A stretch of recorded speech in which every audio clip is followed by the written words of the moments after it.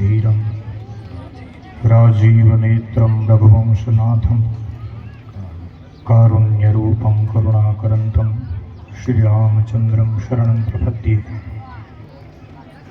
मनोजवं मारुततुल्यवेगं जितेन्द्रियं बुद्धिमतां वरिष्ठं वातात्मजं वानरयूथमुख्यं श्रीरामदूतं शरणं प्रपद्ये।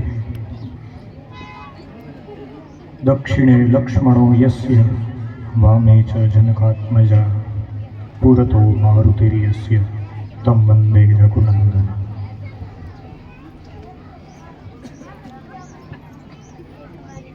मंगल निधान भगवान श्री रामचंद्र जी परम अनुग्रह वडे करीने भगवान केवल अने केवल करुणा ज करता शीख्या छे। एने करुणा ज करता आवडे छे। अगरबत्ती गमे तेटलू चाहे वाला दुर्गंध फैलावी ना शके। भगवान ने केवल अने केवल करुणा आवडे छे। कोईने भगवान मारता देखाय, कोईने भगवान तारता देखाय, परंतु भगवान खरेखर तो बधाने तारे छे। कोईने मारीने तारे छे, कोईना बोर खाईने तारे छे। राम किसी को मारे नहीं, ऐसो नहीं मेरो राम, अपने आप मरी जात है करके बूरे का। मानस मरे छे पोताना कर्मने कारणे, बाकी भगवान कोई दिवस कोईने मारतो नथी। ए केवल अने केवल करुणा ज करे छे, कृपा करे छे। पूज्य लाभेश दादा एमना मुखथी आ जे गंगा वही रही छे एमां आप 3 દિવસથી આ નિમજ્જન કરો છો અને સારી રીતે બધા સત્સંગનો લાભ ઉઠાવો છો। આજે દાદા પોથી બંધ કરશે, તમે બધા ઘરે જઈને ખોલજો।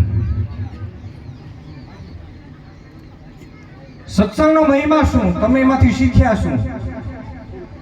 ખાલી આ વસ્તુ બ્રાહ્મણોએ જ કરવાની નથી।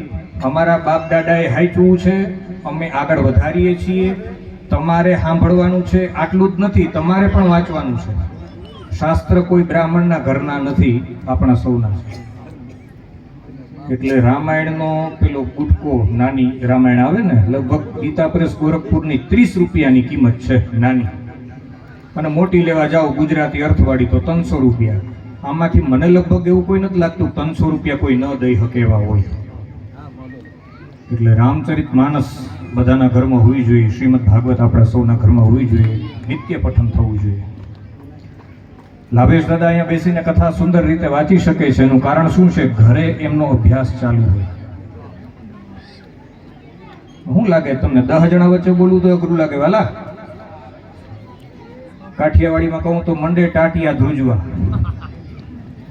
અને આપ સૌ તો મારા લગભગ શ્રોતાઓ છો, મને ઓળખો છો, મને સાંભળો છો, એટલે કંઈ વિશેષ તો નથી કહેતો, પરંતુ બધાના ઘરમાં રામાયણ